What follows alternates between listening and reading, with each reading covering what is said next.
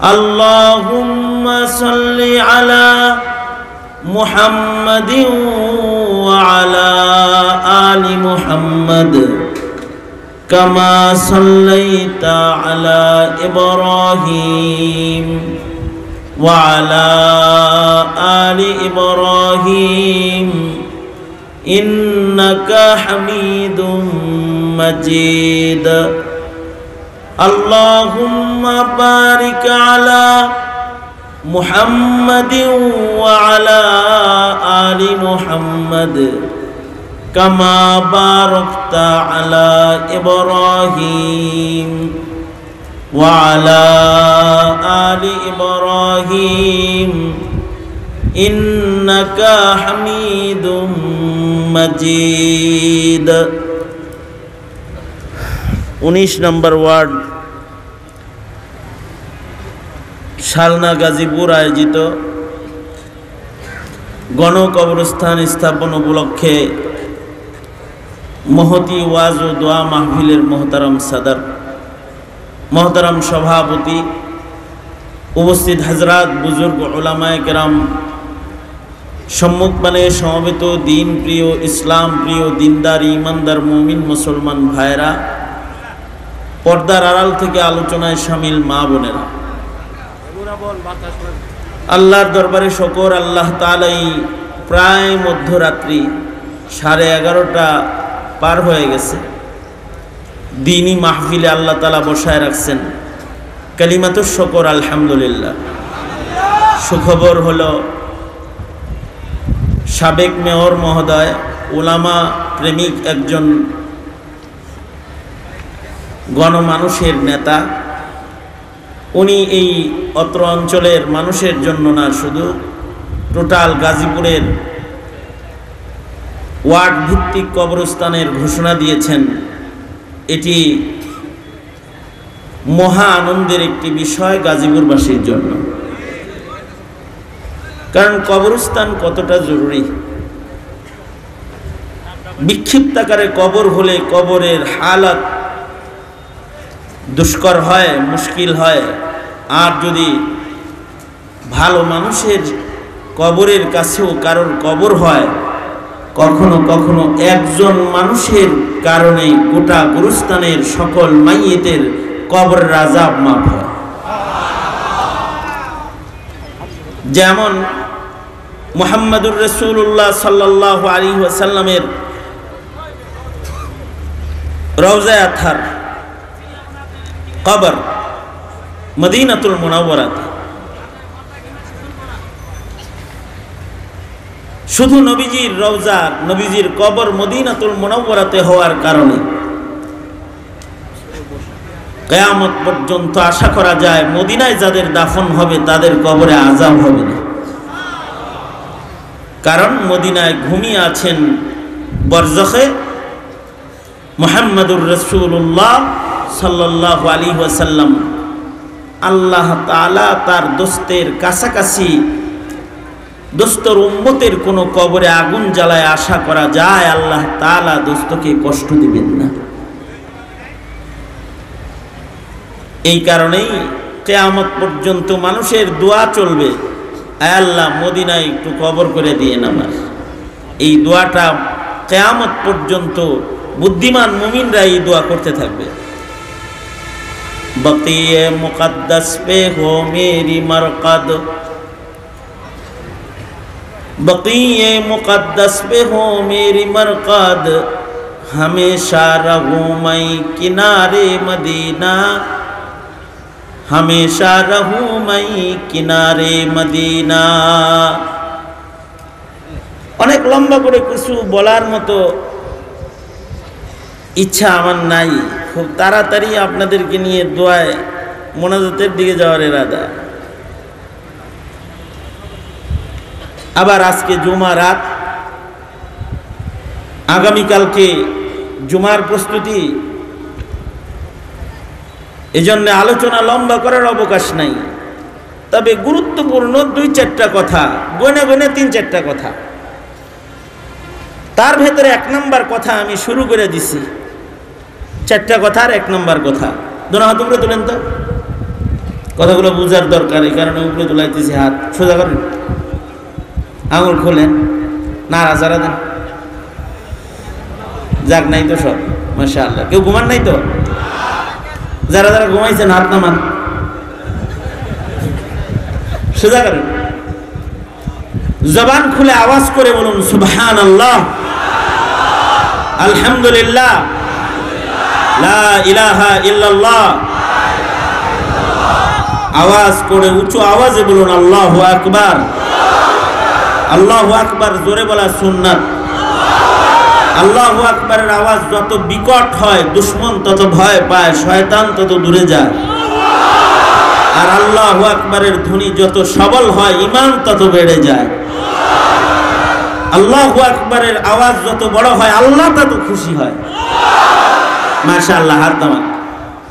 এই যেমন আমার দিকে ছিলেন, কয়েক মিনিট আমার দিকে থাকেন, মাত্র 4 কথা, এক নম্বর কথা। আচ্ছা, কথাটা শোনার আগে একটা দৃষ্টান্ত শোনেন। দৃষ্টান্ত দিয়ে কিছু বললে আল্লাহ আল্লাহর বান্দারা আল্লাহ বান্দাদের সহজে বোঝানোর জন্য আল্লাহ দৃষ্টান্ত দিচ্ছেন কোরআনে। এ কারণে কিতাবের নাম আছে আমসাল আল কোরআন, কোরআনে বর্ণিত দৃষ্টান্তাবলী। হাদিসেও দৃষ্টান্ত আছে আমসাল আল হাদিস। নবী উদাহরণ দিয়ে কথা বুঝাইছেন। ইসলামকে তাবুর সাথে তুলনা করে আল্লাহর রাসূল দৃষ্টান্ত দিয়ে ইসলাম বুঝাইছে। দৃষ্টান্ত দিলে কথা ভালো বুঝে আসে। আমার 1 নম্বর কথা বুঝার জন্য একটা দৃষ্টান্ত। 1 নম্বর কথা কি বলেছি হলো, কখনো কখনো একটি কবরের কারণে গোটা এলাকার কবরস্থানের সকল মাইয়িতের কবরের আযাব মাফ হয়ে যায়, একটা নেককারের কবরের কারণে।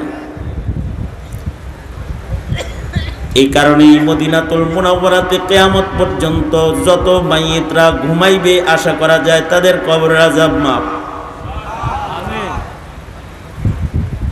আর একটা দামি গুরুস্থান আছে জান্নাতুল মুআল্লা,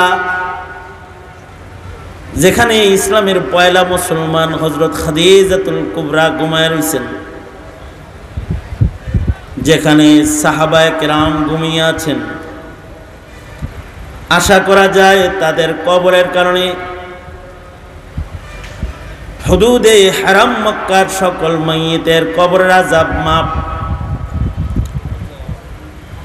আর একটা স্মরণীয় গুরুস্থান আছে মাকবারাতুল হুজ্জাজ, হাজিদের কবরস্থান। যদি হজে যায় কেউ মরে যায় তাহলে শরায়াতে হাজিদের গুরুস্থানে দাফন হয়ে যায়। আশা করা যায় ইহরাম পরা কোনো মাইয়িত যারা আল্লাহর নামে ঘর থেকে বের হয়েছে তাদের কবরে আসমানের মালিক আল্লাহ আযাব দিবে না।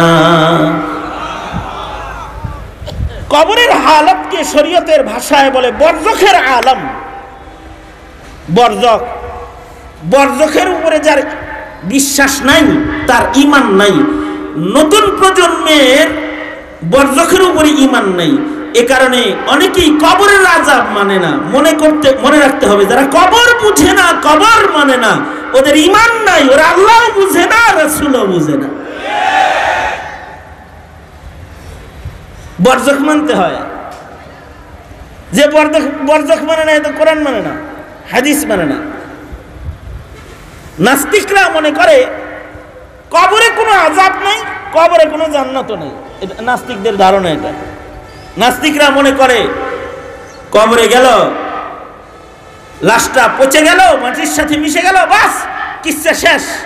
আসলে কি কিচ্ছা শেষ? কেবল কিচ্ছা শুরু। বেটা, কিচ্ছা কি? একদিন তো হাওয়ার উপরে ছিলি দুনিয়াতে। মরার পরে হলো আসল জগৎ শুরু, হয়তো জান্নাত নয়তো দোজখ। মৃত্যুর পরেই হয়তো জান্নাতে চলে যায়, নয়তো আগুনে চলে যায়, নয়তো বাগানে চলে যায়।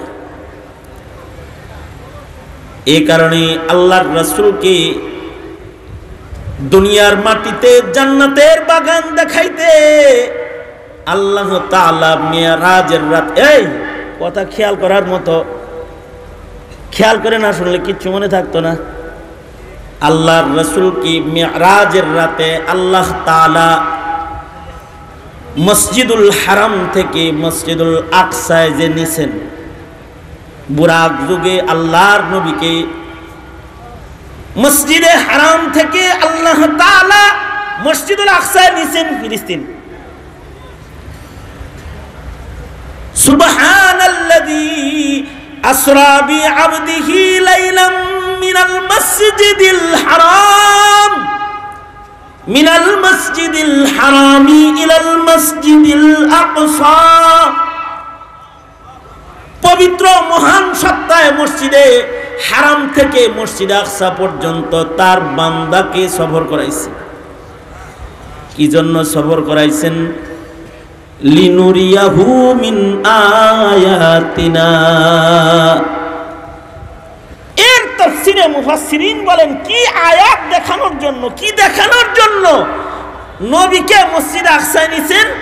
কয় মসজিদে আকসার আশপাশে যেহেতু লক্ষাধিক নবীর আগমন ঘটেছে, এই মসজিদুল আকসার আশেপাশে 70,000-এরও বেশি পয়গম্বরের কবর আছে। এই সব দেখানোর জন্য, নবীদের সাথে জিয়ারত করার জন্য, নবীদের কবরের হালত দেখানোর জন্য আল্লাহ তার বন্ধুকে সফর করায়া মক্কাতুল মুকাররমা থেকে মসজিদুল আকসা পর্যন্ত নিছেন। আল্লাহু আকবার জোরে করে বলেন। এবং আল্লাহর রাসূল মেরাজ থেকে এসে কবরের বর্ণনাও দান করছেন। আল্লাহর রাসূল বলেন, আমি যখন যাইতেছিলাম জাবালে আহমার বরাবর, সেখান থেকে খুশবু বের হইতেছে। জিব্রাইলকে বললাম, খুশবু কিসের? কয় এটা ইমানদারের কবরের খুশবু। সুবহানাল্লাহ, আর আস্তে করে বলেন। হযরত আসিয়া সহকারে ফিরাউনের ঘরে যারা শাহাদাত বরণ করেছে, ইমানদার ওরা এই নিচে ঘুমায় রয়েছে, ওদের কবর থেকে খুশবু বেরোতেছে। খুশবু জান্নাতের কবরের খুশবু। মেরাজ থেকে এসে আল্লাহর রাসূল বলছেন,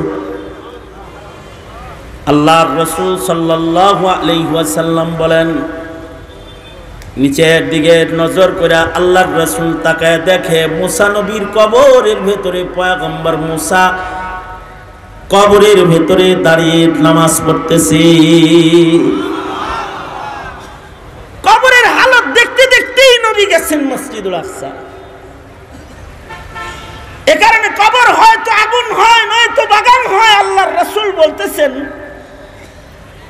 আল কবরু রাউযাতুম মিন রিয়াজিল জান্নাহ আও হুফরাতুম মিন হুফারিন নার। এখন আপনারা বলুন, আমরা কি এখানে কেউ এমন আছি যারা কবরে যাওয়া লাগবে না? আছেন কেউ এরকম? এখানে কেউ আছেন? সবার কবরে যাইতে হবে এই বিশ্বাস তো সবার আছে। এখন প্রশ্ন হলো, আপনার কবর কি আপনি আগুন বানাইবেন না বাগান বানাইবেন? এটা হলো কথা। কখনো কখনো কবরের পরিবেশ ভালো হলেও কবর জান্নাতের বাগান হয়ে যায়। এটা আমার 1 নম্বর কথা।